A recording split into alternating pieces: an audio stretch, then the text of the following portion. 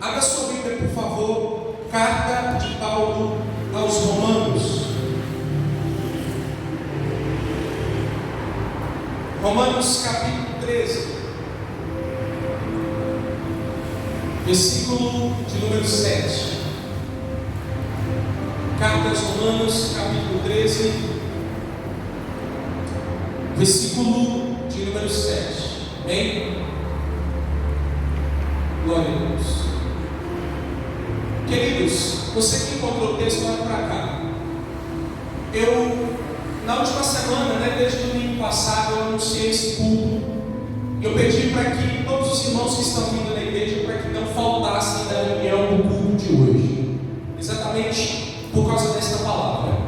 Eu quero pregar nessa noite sobre um tema importantíssimo. E a igreja do Senhor, a casa do Senhor, é um lugar onde nós vamos adorar a Ele, onde nós vamos exaltar ao Senhor. E é um lugar onde nós aprendemos mais de Deus, de tudo aquilo que a palavra de Deus tem para dizer ao nosso respeito. E o tema dessa noite é um tema caro para as nossas vidas, importante. Eu gostaria que você abrisse o seu coração para aquilo que Deus tem para falar nas nossas vidas nessa noite. Romanos capítulo 13, versículo 7, diz assim a palavra do Senhor: portanto, dai a cada um o que deveis, a quem tributo, tributo, a quem imposto, imposto, a quem temor, temor, a quem honra, honra. Amém? Agora, abra sua Bíblia comigo ainda de pé. Evangelho segundo escreveu Mateus, capítulo de número 22. Parafraseando esse primeiro texto que nós lemos, Mateus capítulo 22, versículo de número 21. Mateus capítulo 22, versículo de número 21. Louvado seja o nome do Senhor Jesus Cristo. Diz assim a palavra do Senhor, Mateus capítulo 22, versículo 21. Diz assim: responderam-lhe: de César. Então ele lhes disse: dai a César o que é de César, e a Deus o que é de Deus. Amém? Feche os seus olhos. Jesus, eu orei nessa tarde sobre esta palavra, eu apresentei a tua igreja, eu pedi ao Senhor, ó Pai, que me usasse, eu pedi ao Senhor, Pai querido, que o Senhor trouxesse para dentro dessa igreja nessa noite quem precisava ouvir esta palavra. Ó Deus, que esta palavra surta tal efeito ao coração dos teus filhos. Nós pedimos ao Senhor que fale conosco de uma forma especial, que nós possamos entender tudo aquilo que o Senhor tem a dizer para nós, em nome de Jesus. Em nome de Jesus. Bem, então o seu assento, permaneça com a sua Bíblia aberta, se você puder, em nome de Jesus Cristo. Queridos, Jesus, como o Senhor das nossas vidas, o autor e consumador da nossa fé, Jesus, ele foi um ensinador por excelência. Jesus um dia disse que a casa do Senhor seria chamada de casa de oração. Na casa do Senhor é o lugar onde nós adoramos, onde nós recebemos a presença de Deus, onde nós somos tocados, onde nós somos edificados. E na casa do Senhor também é o lugar onde nós somos instruídos principalmente. Por quê? A palavra do Senhor, ela traz e ela vem ao nosso coração através de ensinamentos que nos esclarecem e que, aleluia, nos colocam em um lugar mais próximo daquilo que Deus tem para as nossas vidas. Eu quero falar nessa noite, o tema da minha mensagem é cidadania cristã. Cidadania cristã. Nós estamos em um momento especial. O domingo de hoje é um domingo que antecede ao domingo onde nós, aleluia, vamos ter eleições no nosso país. Então, o tema dessa noite é de fundamental importância para que nós entendamos, como cristãos, qual o nosso papel, onde nós devemos nos posicionar e o que Cristo pensa ao nosso respeito, no que diz respeito à cidadania.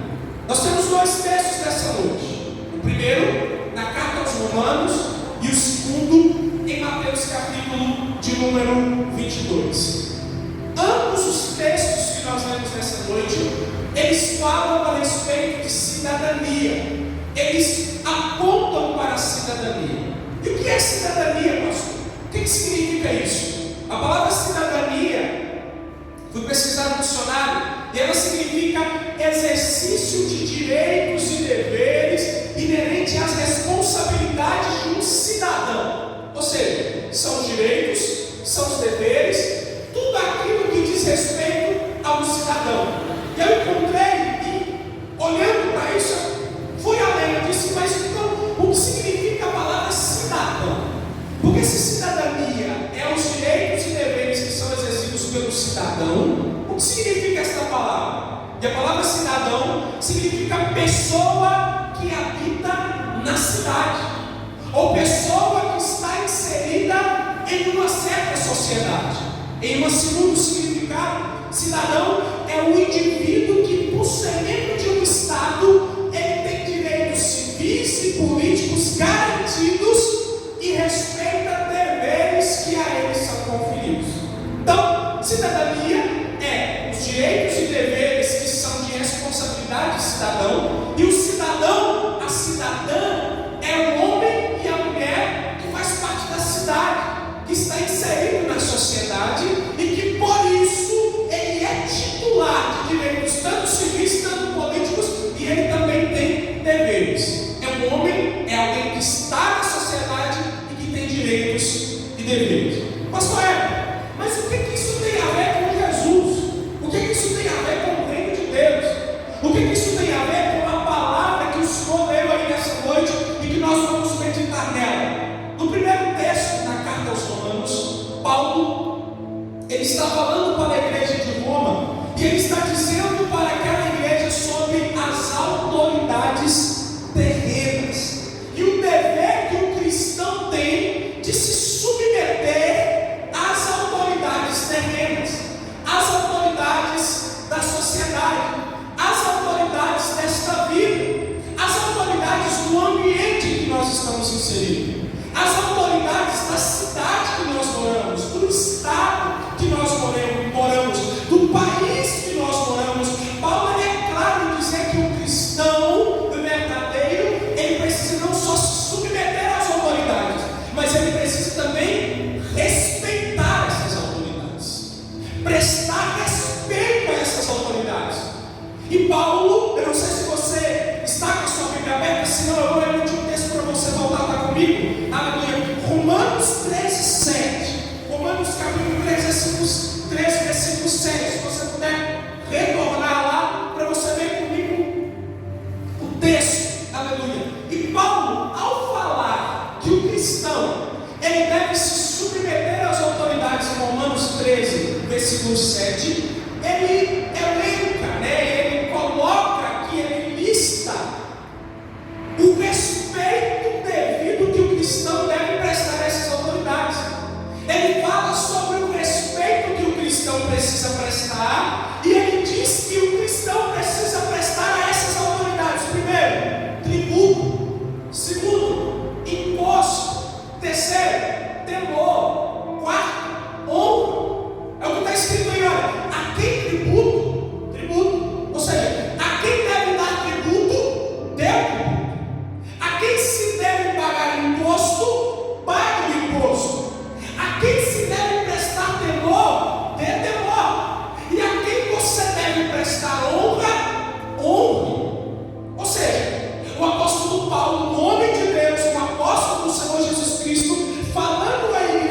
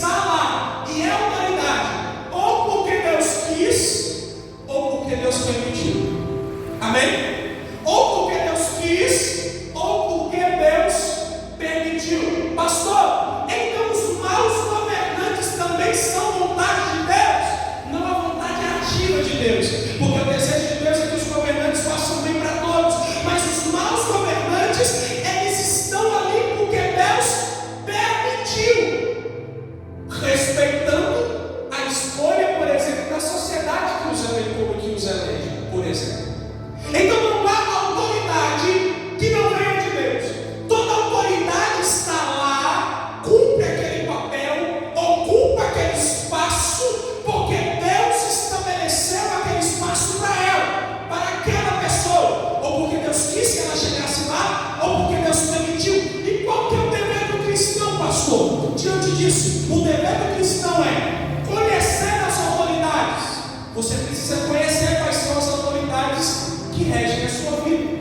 Você precisa conhecer quais são as autoridades que existem na sociedade em que você está inserido. Você precisa conhecer quais são os níveis de autoridades que existem. Segundo, nós precisamos reconhecer essas autoridades, participar da vida em sociedade. É dever do cristão, é dever do homem e da mulher que tem o Senhor participar da vida em sociedade. Por quê, pastor? Porque assim como o ímpio, do mesmo jeito que aquele que não serve a Deus, do mesmo jeito que aquele que serve, aleluia, que tem uma outra religião, ou daquele que não tem religião nenhuma, da mesma forma que eles, o cristão, eu, você, nós também somos cidadãos e nós também somos alvos de toda a autoridade do governo. Amém? As decisões que qualquer autoridade toma, querido, ela chega na tua vida. Quer um exemplo? Se a polícia militar resolver fazer uma blitz nessa rua agora, é uma atitude de uma autoridade que vai influenciar na tua vida. Pode ser que você passe por ali e tenha que parar um pouquinho para poder dar o seu movimento e ver se está tudo certo. E se tem uma blitz policial, por exemplo, o guarda ou o policial ele vai parar só gente que é crente, ou gente que não é crente, ou ele está preocupado com a religião da pessoa, sim ou não? Não, porque ele está ali como autoridade, cumprindo o seu papel, e todas as pessoas são cidadãos sujeitos àquela autoridade, sujeitos àquela decisão, sujeitos àquele poder. Queridos, nós como igreja durante décadas, não vou dizer séculos, mas durante décadas, nós fomos omissos por entendermos que como cristãos nós não tínhamos deveres e não tínhamos, aleluia, que participar da vida em sociedade. Mas o ser humano, o homem, a mulher, eu e você, nós não somos só espírito, nós somos espírito, possuímos uma alma e habitamos um corpo. Nós somos seres bio, psico e social. Você tem uma psique, você é um ser que vive em sociedade, você não vive sozinho. E como cristão, como cristã, como homem, como mulher que serve a Deus, nós não estamos alijados, nós não estamos alheios, nós não estamos, aleluia, alienados da vida em sociedade. Amém?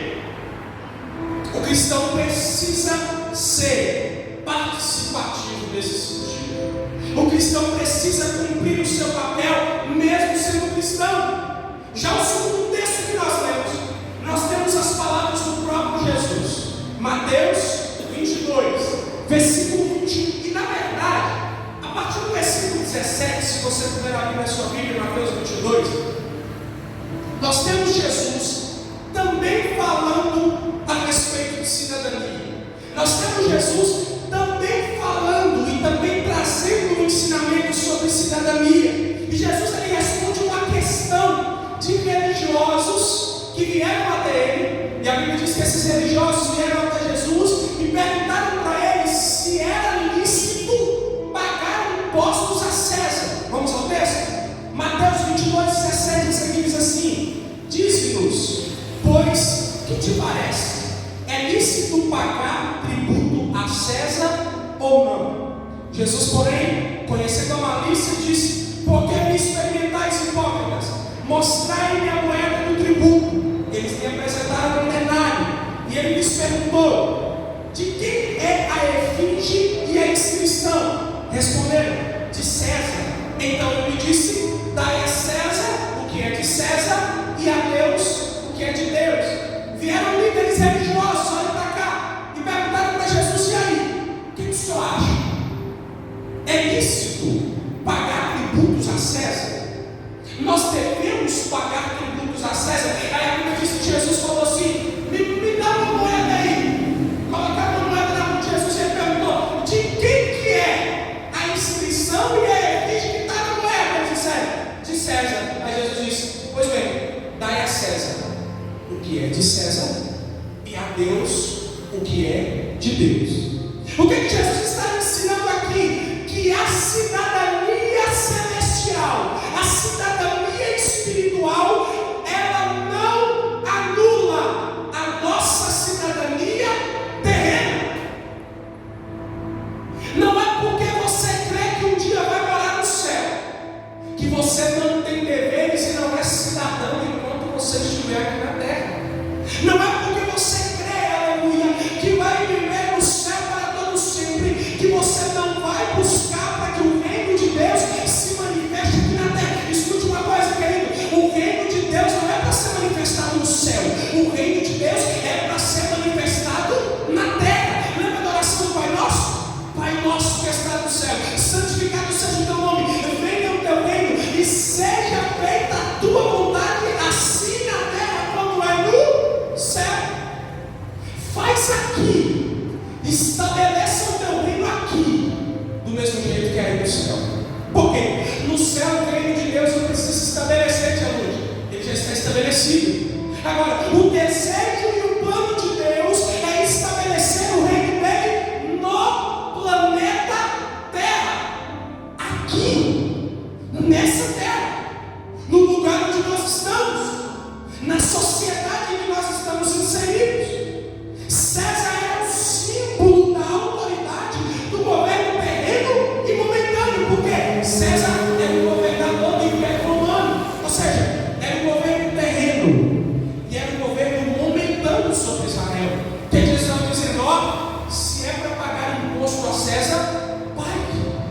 Cumpra a sua cidadania com o governo de agora.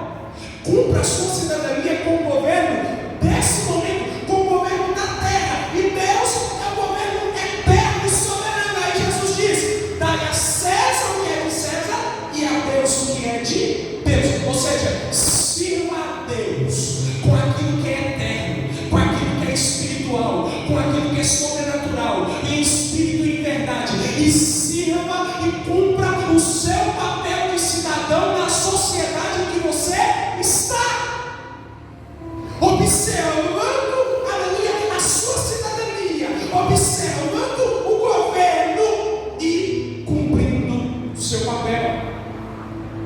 Sabe, queridos, a mensagem dessa noite é uma mensagem diferente, porque ela é uma mensagem que ela tem o objetivo de não trazer somente informação, mas de trazer um ensinamento para a sua vida. Eu estava ouvindo agora há pouco um pastor dizer que informação é algo que vem para o nosso cérebro, na área do nosso cérebro, aleluia, onde estão informações momentâneas e que nós perdemos. Agora, aquilo que nós ensinamos ou que nós aprendemos cai na parte do cérebro onde estão as memórias longas, e isso a gente não perde. Então, nessa noite, através dessa palavra, o desejo de Cristo é nos instruir a respeito do nosso papel. O cristão, mesmo sendo religioso, ele é cidadão, ele possui direitos, ele possui deveres, e como ser que entende o que é eterno. Por quê? Porque nós entendemos, queridos, que a nossa vida não termina aqui, que a nossa vida ela não está restrita somente ao que nós vivemos aqui. Nós acreditamos e nós entendemos o sobrenatural e o eterno. Então, exatamente por isso é que a nossa responsabilidade aqui na terra aumenta. Por quê? Para o descrente, para o ímpio, para ele você morreu daqui 2 minutos, acabou, já era, está de qualquer jeito. Agora o cristão não, o cristão sabe que a vida ela é eterna, e o cristão ele sabe da sua responsabilidade diante de Deus, e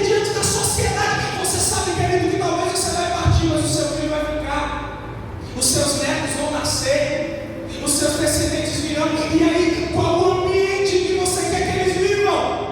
Jesus, ele nos ensina que a nossa responsabilidade, o nosso papel como cidadão, ele precisa ser observado. O cristão, ele está sujeito e ele pode exercer governo. Diga comigo, o cristão, diga mais forte, o cristão, ele está sujeito ao governo e ele pode exercer governo. O cristão está sujeito ao governo, se ele concorda ou não, mas ele está sujeito. E o cristão, como cidadão, ele também pode exercer governo. Querido, e para falarmos de governo, nós vamos precisar falar sobre política. Pastor, política. Na igreja, na Bíblia, tem. Olha o que nós estamos lendo. Para falarmos de governo, nós precisamos falar de política. Por quê, pastor? Porque a política é o meio pelo qual o homem alcança o governo. É através da política que a pessoa adquire o poder, adquire o governo. Por exemplo, aleluia, o vereador, ele vai alcançar a autoridade de vereador através de uma estratégia política. O juiz é uma autoridade e ele alcança através da política. Peraí, pastor, o juiz não, ele não candidata a nada. Pois é, ele não candidata a nada, mas ele presta um concurso, aleluia, que é, aleluia, programado e pensado por aquele que foi eleito pela sociedade, pelo administrador público, que confere a ele poder de autoridade. Então não há para onde correr. Para falar de governo, precisamos falar de política. Por quê? Porque é através da política que o homem, que o cidadão, ele alcança o governo. E a política foi criada pelos homens, mas o governo foi criado por Deus. O governo, ele foi estabelecido por Deus. Pastor, o governo foi estabelecido por Deus?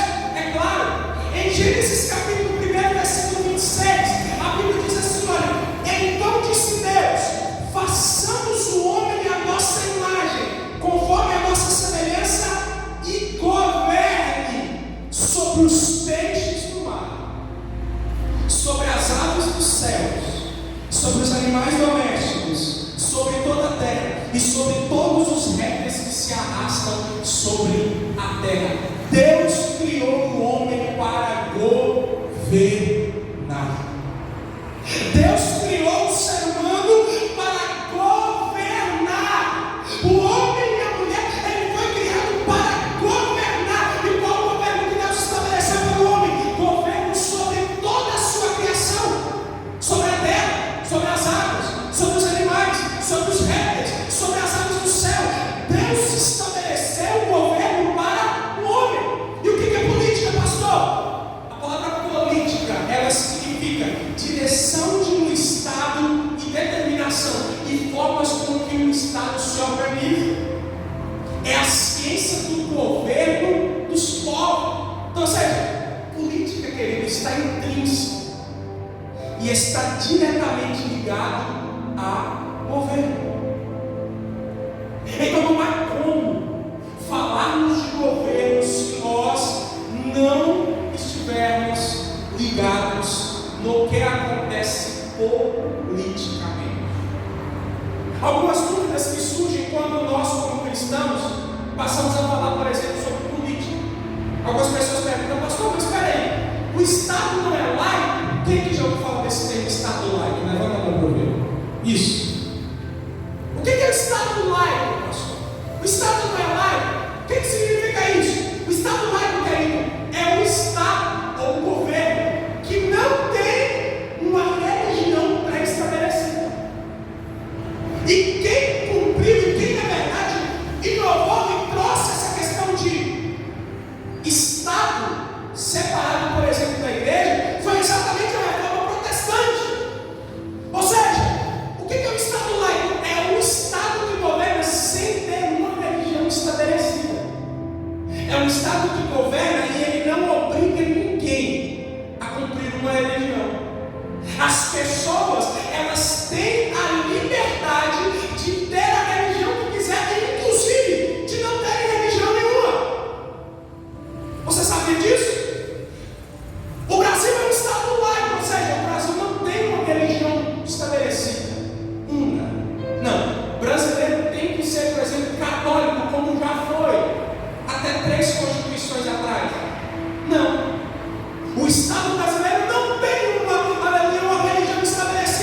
No Brasil, você pode ser cristão católico, evangélico, católico romano, católico ortodoxo, você pode ser luterano. No Brasil, você pode ser kardecista, umbandista, do candomblé, você pode ser budista, qualquer outra religião, e inclusive você pode ser até ateu. Por quê? Porque o Estado não obriga ninguém a ter uma religião, e nem a ter a religião X ou Y. Todos têm liberdade. Pastor, mas se o Estado é laico, por que o crente vai mexer com política, com o governo? Porque embora o Estado seja laico, ele não é laicista. O que é laicista, pastor? Diferente do Estado laico, o Estado laicista é aquele que proíbe religião. É aquele que proíbe e influencia. Ele proíbe porque a religião influencia aquele que está no poder ou que exerce o governo de fazer alguma coisa. Ou seja, o Estado brasileiro, queridos, ele não tem religião.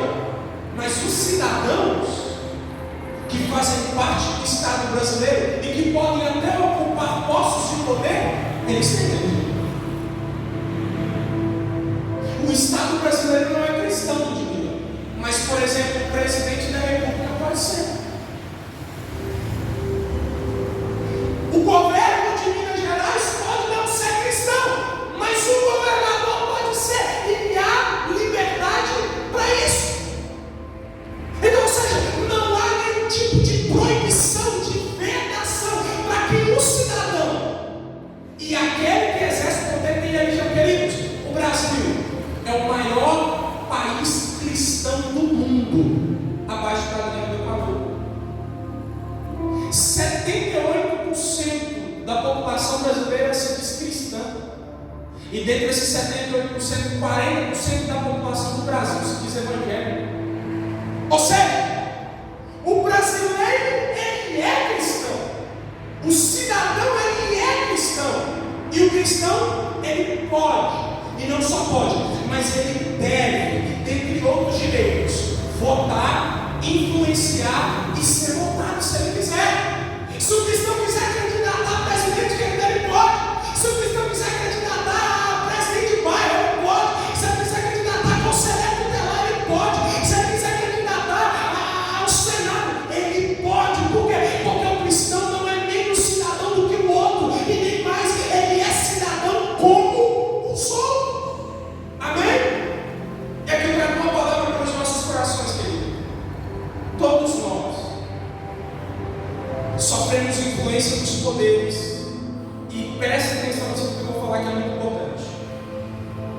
Não existe vácuo de poder.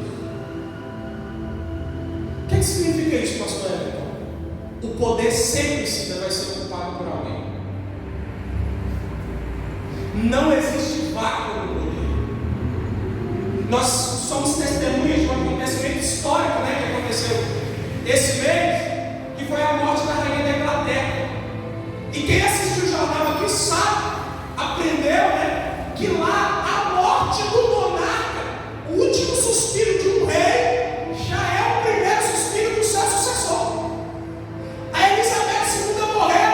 No momento em que ela morreu, o rei Charles III se tornou rei. Por quê? Não há vácuo, não fica vazio, não fica sem, queridos. E nós não somos uma monarquia, o Brasil é uma república, mas mesmo assim, em toda a sociedade, não há vácuo de poder. O que significa isso, pastor? Se alguém não ocupar o poder, outra pessoa vai ocupar. Se alguém não quiser ocupar o seu espaço de poder, outra pessoa vai ocupar. Se o cristão, por exemplo, não quiser ocupar um espaço de poder, tudo bem, é direito dele, mas que ele saiba que outra pessoa vai ocupar. Não vai ficar sem porque ele não quer ir. E talvez a outra pessoa que vem, ela pode talvez não compactuar com aquilo que você acredita. E ela não vai exercer o poder de uma forma que seja benéfica para a sua vida ou para aquilo que você acredita, mas talvez contra. Por quê? Porque cada um exerce o poder segundo as suas próprias convicções. Se alguém não ocupa, outra pessoa vai ocupar. Nós segunda pergunta que muita gente faz: pastor, mas política não é do diabo? Quem aqui já ouviu falar alguma vez que política é do diabo? Eu já. Aí, Paulo também diz: política é do diabo, pastor Everton. Eu coloquei a minha resposta no letra garrafal, eu vou escrever para você aqui, ó. M-A-O-D. Política não é do diabo. Por que não é do diabo, pastor? Agora eu vou falar para a gente que entende que é espiritual, e é para você, querido. O diabo só toma conta de algo que a igreja de Jesus ainda não tomou posse. Eu vou repetir: o diabo só toma conta de algo que Jesus, através da sua igreja, não tomou posse ainda. Sabe por que a política, durante muitos anos no Brasil, ela foi exercida por pessoas que não temiam a Deus? Exatamente porque os cristãos vinham com esse, acreditavam que política é do diabo, não ocupavam postos, e como eu disse, aleluia, que se você não ocupar o poder, outro vai ocupar, querido. Então, pessoas que não tinham nada a ver com a vida, com o espectro, com a fé cristã, eles só ocuparam o poder e tomaram atitudes que de fato não agradavam a Jesus.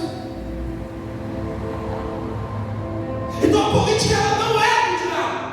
A política é humana. Ela vai ser do diabo se o humano que serve o diabo tomar conta dela. Agora, se o homem, se a mulher que serve, que teme ao Senhor, ele invadir não, ele entrar e ele tomar o seu lugar dentro, aleluia, do espectro político, seja em que situação que seja, em que nível de poder que seja, querido, o Senhor Jesus vai estar lá através dele. É por isso que eu acredito, querido, que como cristão, e eu não falo isso aqui como obreiro, simplesmente não, mas como cristãos, nós, como igreja do Senhor, precisamos ter pessoas que ocupem postos chaves na sociedade. Sabe qual é o defeito da igreja de 10, de 20, de 30, 40 anos atrás? É porque talvez nós erramos, e eu nem faço parte disso, porque na verdade são os nossos pais na fé. Erraram por quê? Porque eles não, por exemplo, incentivavam os jovens, as crianças da igreja a estudar, por exemplo. Quando o menino tinha um chamado de Deus, acredite, antigamente o pastor aconselhava ele, talvez ele ia sair da escola, larga pra lá, não vem pra obra, vem pregar, vem pastorear, querido. Uma coisa não tem nada a ver com a outra. Nós precisamos, como crentes e como cidadãos da sociedade, entender que, por exemplo, Deus vai levantar um jovem como o Clécio Samuel que está aqui, e talvez ele não vai ser pastor, talvez ele não vai ser obreiro, mas talvez ele vai ser advogado, talvez ele vai ser engenheiro, talvez ele vai ser um jogador de futebol, mas onde ele estiver, ele vai cumprir o reino de Deus aonde ele estiver, em qualquer posto de trabalho onde ele estiver, em qualquer lugar onde ele estiver, e ele vai manifestar o reino de Deus lá, queridos.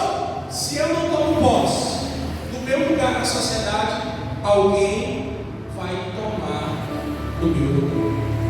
Amém? Eu quero fazer uma pergunta. Vocês estão entendendo o que eu estou pregando nessa noite? Está claro? Está claro? Está claro, Senhor? Está claro, Lúcio? Franciano que está atrás da coluna, está claro, Varão? Amém? Está claro? Por quê? Porque é importante nós entendermos isso. Abra sua Bíblia comigo. A minha pregação geralmente não é essa de parar para o texto, mas hoje nós precisamos caminhar aqui. Abra sua Bíblia de Juízes. Percebe que eu estou falando de política, de governo, de poder, e eu estou usando a Bíblia. Pastor, mas tem isso na Bíblia? Aí, ó, tem. Mas por que eu não sabia? Porque você não lê a Bíblia. Amém? Juízes, capítulo 9, versículo 8 a 15. Nós temos aqui uma parábola bíblica que fala sobre governo e poder. Livro de Juízes, que é o quinto livro, o sexto livro da Bíblia, sétimo livro da Bíblia, capítulo número 9, a partir do versículo 8. Juízes está no início da Bíblia, Antigo Testamento, sétimo livro da Bíblia. É Gênesis, Êxodo, Levítico, Números, Deuteronômio, Josué, Juízes. Juízes 9, do 8 ao 15. Olha o que a palavra do Senhor nos ensina e nos diz aqui, nesse texto, a partir do versículo 8. Acompanhe comigo, olha o que diz. Foram Disseram a oliveira: reina sobre nós. Mas a oliveira lhe respondeu: deixaria eu a minha gordura, que Deus e os homens em mim prezam, e iria dominar sobre as árvores? Então disseram as árvores à figueira: vem tu e reina sobre nós. Mas a figueira respondeu: deixaria eu a minha doçura, o meu bom fruto, e iria dominar sobre as árvores? Então disseram as árvores à videira: vem tu e reina sobre nós. E a videira lhe respondeu: deixaria eu o meu vinho, que alegra a Deus e os homens, e iria dominar sobre as árvores? Então todas as árvores disseram ao espinheiro: vem tu e reina sobre nós. E respondeu o espinheiro às árvores: se na verdade me ungis rei sobre nós, vinde refugiados debaixo da minha sombra. Mas se não, saia fogo do espinheiro e consuma os cedros no Líbano. Olhe para cá. A Bíblia nos conta de uma parábola. É uma parábola, amém? É uma exemplificação. Que um dia as árvores foram escolher uma árvore para governar sobre elas. Chegaram primeiro na oliveira, que dá azeitona, e disseram para ela: oliveira, reina sobre nós. Oliveira: eu vou deixar de produzir as minhas azeitonas, a minha gordura, que os homens se alimentam dela, para reinar sobre vocês? Eu não. Aí a Bíblia diz que eles foram à figueira: figueira, reina sobre nós. E a figueira: eu vou deixar de produzir os figos, a doçura dos figos meus, que os homens adoram comer e se alimentar? De jeito nenhum. Aí foram na videira, querido. A videira é a árvore que dá uvas. Aí disseram a videira: videira, reina sobre nós. A videira: eu vou deixar de produzir uva, que produz vinho, que é a bebida que os homens mais adoram, que dá mais alegria. Eu vou deixar para reinar sobre vocês? De jeito nenhum. Aí a Bíblia diz que, como nenhuma delas quis governar, elas foram a quem? Ao espinheiro. E disseram ao espinheiro: governa sobre nós, espinheiro. Agora venham aqui se refugiar debaixo das minhas asas, e quem não me obedecer vai ser queimado. Ou seja, queridos, olha o perigo. O espinheiro simboliza o quê? Um governo perverso, despótico, que assume diante da opção do posicionamento de alguém. Deixa eu dizer uma coisa para você: Martin Luther King, eu acho que você já ouviu falar desse nome um dia na vida. Ele disse que o que mais preocupa ele não é o barulho dos maus, mas o silêncio dos bons. Deixa eu dizer para você uma coisa nessa noite. Sabe por que nós temos passado por dificuldades? E nós temos vivido governos, talvez, aleluia, que além de não adorarem ao Senhor, ou melhor, além de não temerem ao Senhor, são terríveis para nós, porque nós nos omitimos. Nós deixamos sempre pro outro. Eu sair da minha zona de conforto? Eu tomar meu posicionamento? Não. Eu influenciar? Eu falar? Eu entender? Eu estudar? Não. A Bíblia diz em Provérbios capítulo 29, versículo 2, irmãos, eu estou pregando Bíblia. Já tem quase 40 minutos que eu estou pregando Bíblia sobre governo e poder, para você entender que Deus, Ele se interessa, não somente se interessa por esse assunto, mas Ele pegou na minha sua mão um papel sobre isso. Provérbios 29, 2 diz assim: olha, quando os justos governam, o povo se alegra. Isso é a Bíblia. Mas quando o ímpio governa, o povo geme. O mau governo, ele é produto de alguém que escolhe mal, mas é também produto de alguém que não escolhe nada, de alguém que não se interessa. Pastor, já entendi. Você já falou aí de governo, já falou de poder, já falou o que a Bíblia diz. Nós já analisamos 3 textos bíblicos, um de Paulo, um de Jesus, agora essa parábola falando sobre governo. Mas então, como cristão, eu sou cristão, eu tenho o seu governo. E essa palavra não é só para você que é evangélico que está me ouvindo. Talvez você está aqui vindo à igreja, mas você é católico. Mas você que é cristão, essa palavra é para você que é cristão. Você que talvez está me assistindo depois, porque eu não sei o que vai fazer com essa palavra. Aleluia. Mas você que é cristão,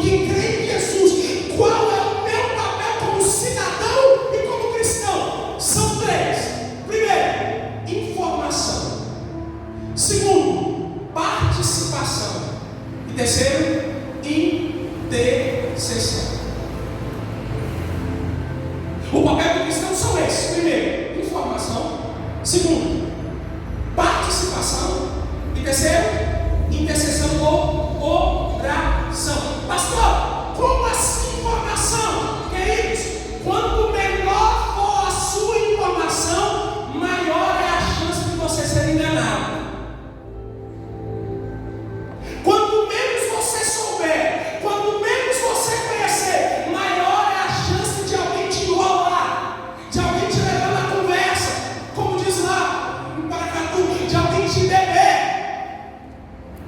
Então você precisa se informar. Pastor, mas peraí, eu acho esse assunto chato, eu acho esse assunto de política chatíssimo, querido. Você não é obrigado a não achar chato. Você pode talvez não gostar do assunto, você pode talvez achar chato, mas você não pode considerar esse assunto como um assunto que não tem importância.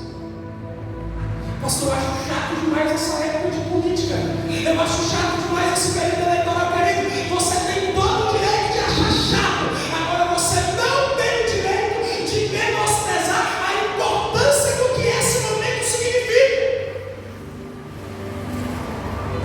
Que seja agora, querido, você precisa saber, conhecer. Pastor, conhecer o quê? Eu trouxe alguns exemplos para te ajudar. Irmão, você precisa, por exemplo, saber previamente, antes da eleição chegar, antes do dia 2 de outubro chegar, no caso desse ano de 2022, querido, você precisa saber para quais cargos você vai eleger e quais as funções dos cargos que você vai eleger. Você já sabe para quem você vai votar esse ano? Sabe? Agora pergunta número 2. Você sabe qual a função de cada um dos cargos que você vai votar esse ano? Pastor, não sei. Você precisa saber. Um bom cidadão, ele vai saber. Por exemplo, esse ano nós vamos votar para deputado federal. Fala comigo, deputado federal. Irmão, eu tenho certeza que você nunca viu uma pregação dessa, mas eu tenho certeza que a sua vida vai mudar a partir de hoje através dela. E ela é importante. Nós vamos votar, por exemplo, para deputado federal, mandato de 4 anos. Qual o papel do deputado federal? Não, a gente vai precisar de uma semana aqui.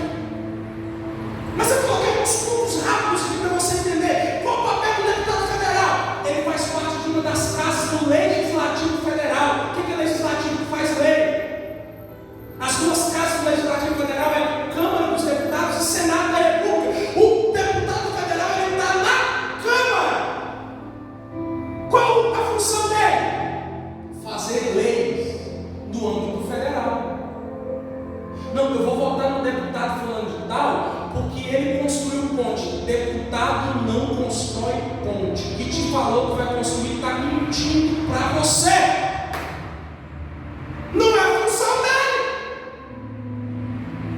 O que mais? Ele fiscaliza os órgãos do Executivo Federal. O deputado, a Câmara dos Deputados, ela investiga e ela vai o tempo todo fiscalizar o presidente da República, por exemplo, o Poder Executivo, para ver se ele está gastando o dinheiro certo, para ver se não está tendo crime de responsabilidade, como aconteceu em 2014, para ver se está tudo certo. O que mais? O deputado destina recursos para regiões. Ah, agora eu entendi. Então quer dizer que o deputado fulano de tal, ela falou que construiu a ala do hospital, então não foi ela, não. Ela pode ter direcionado um recurso, mas quem aplica é o executivo local, no caso nosso é o prefeito. O deputado envia o recurso e o prefeito, como administrador dos recursos da cidade, ele aplica.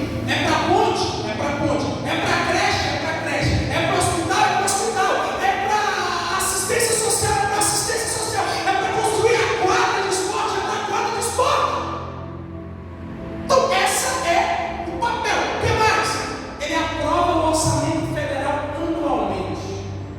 Quem é que já viu que o salário mínimo reajuste todo ano? Como é que é isso? O presidente manda uma lei de orçamento do ano que vem. Geralmente isso acontece em julho.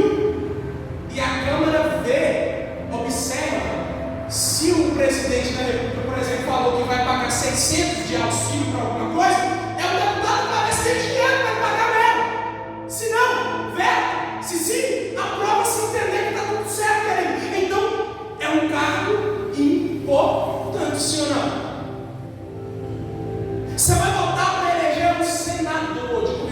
senador. A ordem não vai ser essa. Você vai votar para deputado federal, estadual, senador, governador e presidente. Mas eu coloquei os senadores porque ainda está no plano federal, o nome do federal. Senador, mandato de 8 anos. Quem aqui sabia que o senador tem 8 anos de mandato? Levanta a mão. Eu tenho certeza que tinha gente que estava aqui nessa noite que achava que senador é de 4 em 4 anos. E não é. Mas todo ano eleitoral eu voto para senador, pastor. Repara de agora em diante. Vai ter um ano eleitoral que você vai votar em um senador, e ano eleitoral você vai votar em 2 senadores. Por quê? Porque são 3 por estado, cada um com mandato de 8 anos. Então, no meio do mandato de 2, elege um, e no meio do mandato de 1, elege 2. Qual a função do senador, pastor? Ele ocupa uma das casas do Legislativo Federal, no caso, o Senado. Gente, pensa num cargo importante ao senador. Eu falo isso direto. É um voto que você tem que dar com carinho e com diligência. Porque o senador ele elege o presidente do Senado, que também é o presidente do Congresso Nacional. Ele faz leis no âmbito federal, ou seja, toda lei, projeto de emenda constitucional, enfim, toda lei, ela começa, por exemplo, na Câmara e depois é no Senado ser aprovada na Câmara. Ou o inverso. E o Senado ele é chamado de casa revisora, porque é a casa que revisa os atos da Câmara dos Deputados. Talvez vocês não estão fazendo besteira. O senador é importantíssimo, sabe por quê? Ele também fiscaliza o executivo, ele aprova o orçamento, e aqui não menos importante, você sabia que o senador ele julga outros senadores e ministros? O Senado é quase um tribunal, querido. Aí você vai eleger o Senado, alguém não sabe nem ler nem escrever. O que vai dar isso? Você sabia que o senador, por exemplo, ele sabatina e ele aprova ministros do Supremo Tribunal Federal? Sabe o Supremo? Que aparece todo dia no Jornal Nacional. O presidente indica, mas quem bate o martelo se vai ser ministro supremo ou não? É o Senado, é o senador que você vota. Ele sabatina o ministro do Supremo, o PGR, que é o Procurador-Geral da República, que é o cargo máximo da promotoria do Brasil. Ele, quem julga, na verdade, sabatina os embaixadores. O Brasil vai mandar um embaixador lá para o Irã.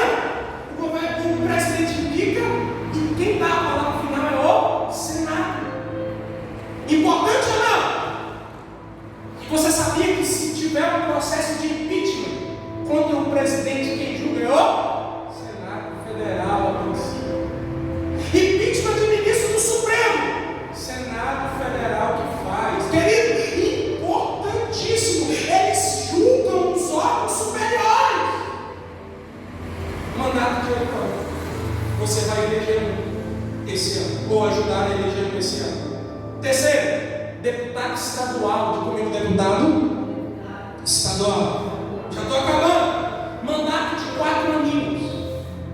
Deputado estadual. Qual é a função do deputado estadual? Ele compõe o legislativo estadual, a casa das leis do estado, que não é a Câmara dos Deputados, nem o Senado. É a Assembleia Legislativa, no caso de Minas e Belo Horizonte.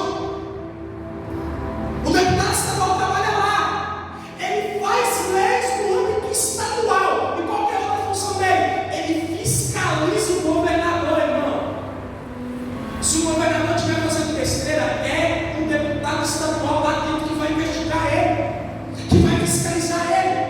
É a Assembleia Legislativa que aprova o orçamento estadual. Se vai ter reajuste para a polícia, se vai ter reajuste, por exemplo, do servidor do fórum, é o deputado estadual que verifica isso junto com o executivo estadual. Importante ou não? O deputado estadual também indica recursos para a cidade, para o local. Para quê? Para que o executivo local aplique. Irmãos, vocês estão percebendo que todos os recursos que aplica o prefeito, quando for a eleição do prefeito, nós falamos sobre ele, porque também é um cargo importantíssimo. E por último, ou melhor, penúltimo, esse ano nós vamos voltar para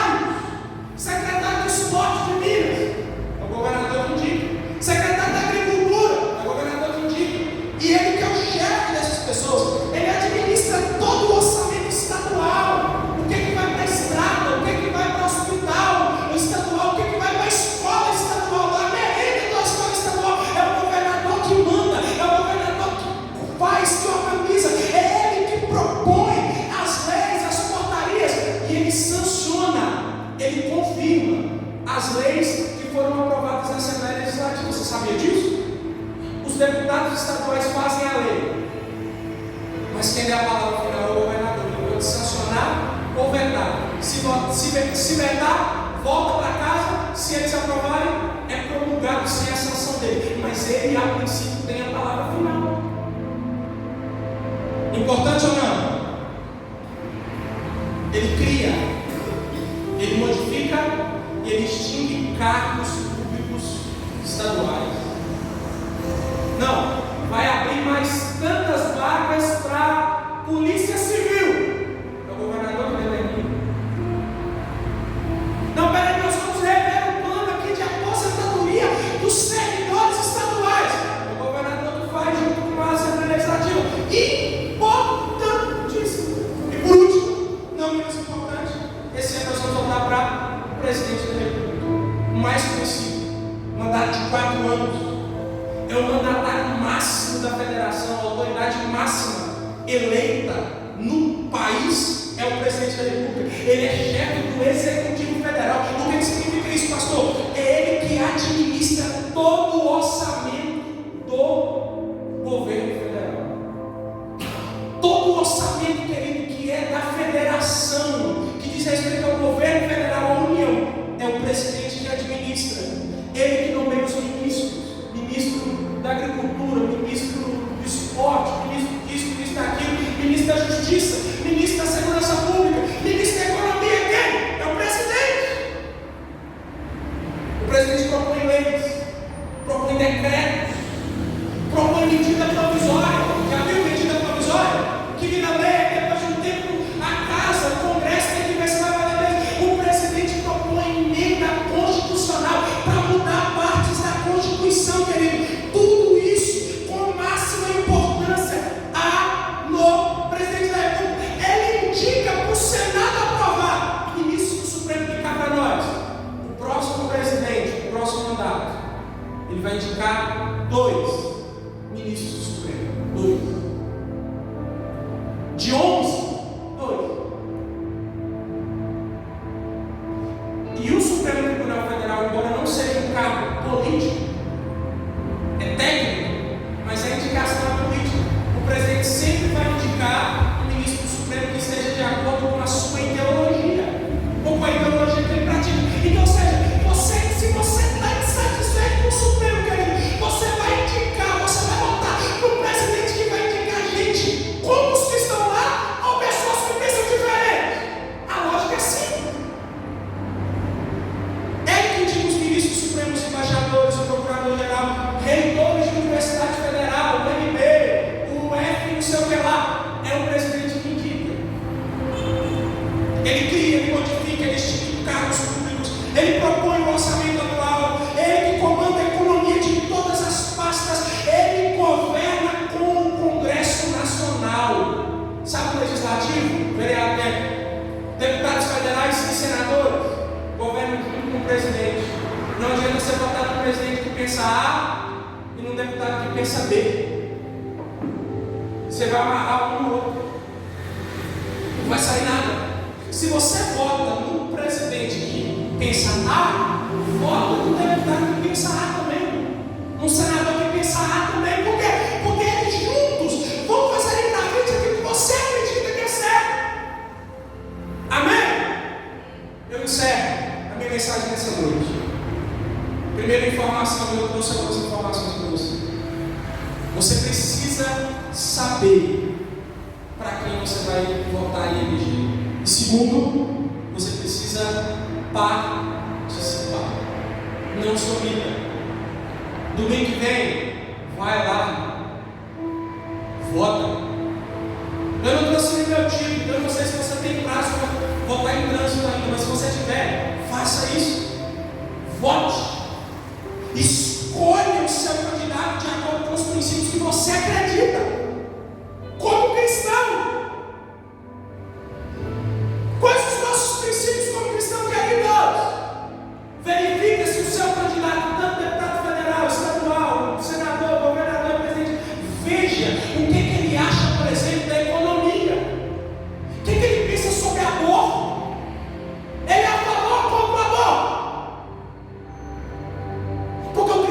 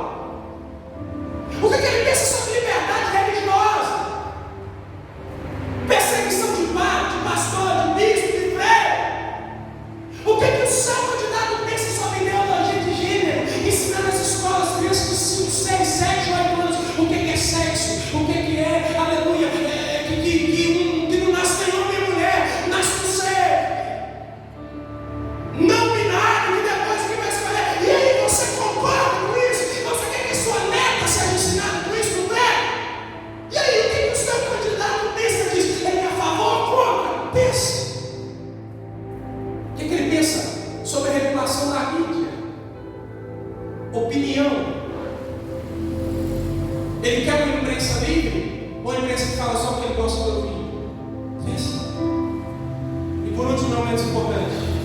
O que é que seu candidato pensa, vive e pratica no que diz respeito à corrupção? Ele é corrupto ou não? Pensa. E no dia 2 de outubro você vai lá e vota. Mas vota sabendo quem você está votando.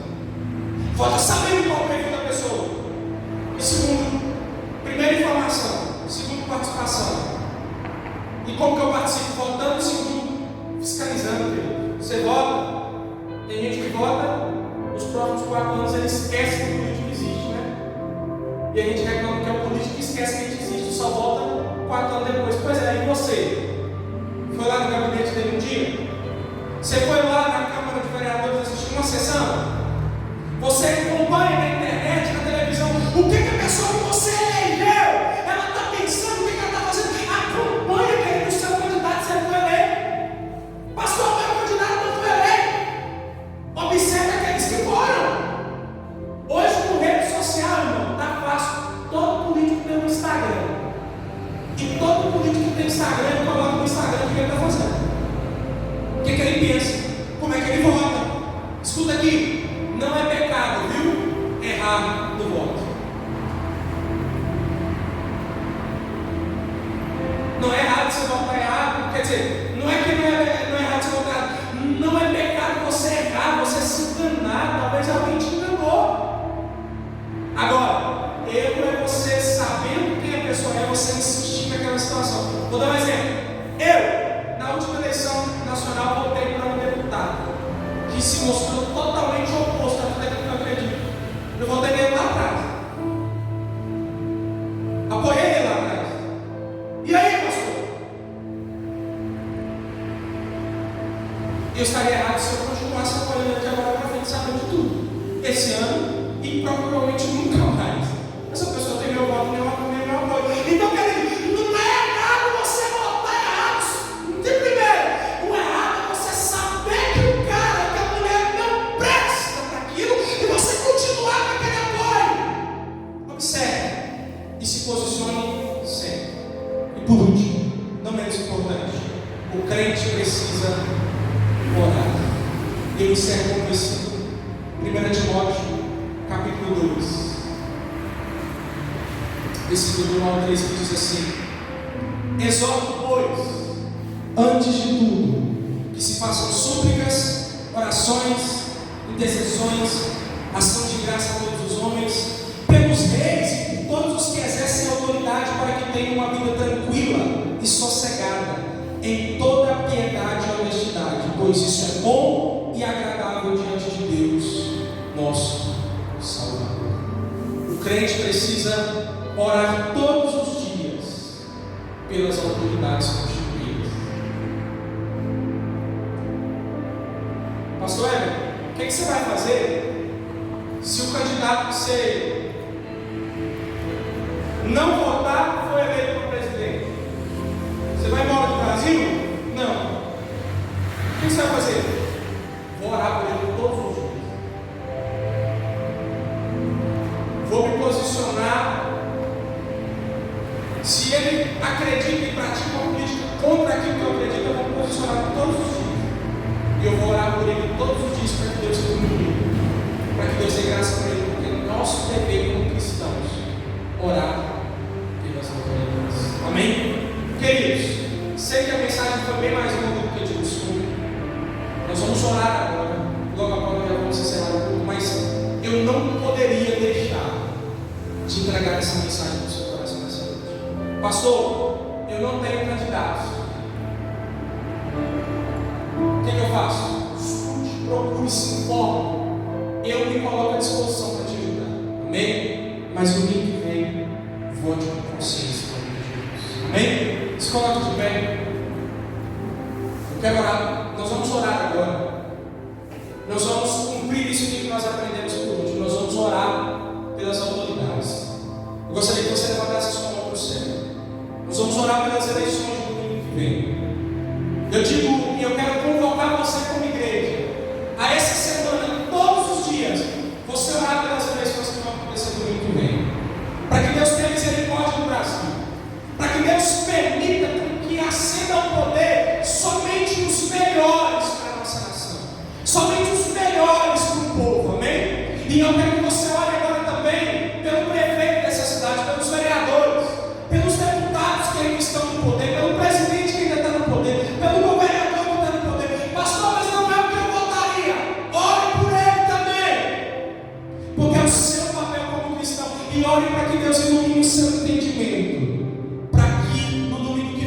possa votar com consciência.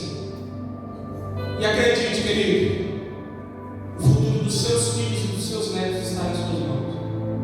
O futuro dos meus filhos que ainda não nasceram estão nas nossas mãos. Vamos orar. Pai, eu te agradeço por essa noite, Jesus.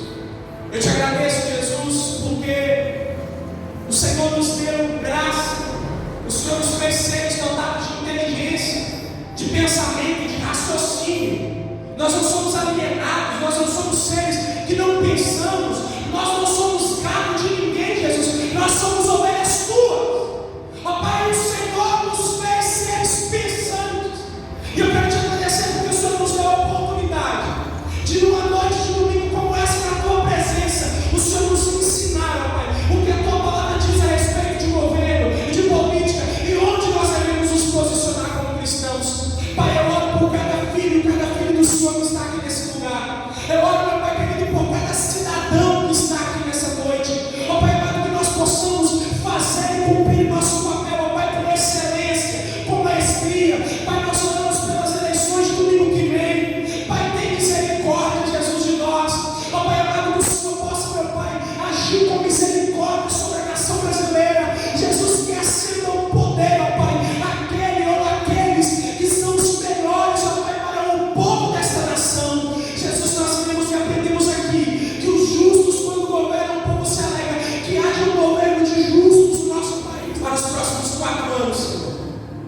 Nós clamamos a Ti essa noite. Que haja um governo de justiça, de paz, de amor, de compaixão, de misericórdia.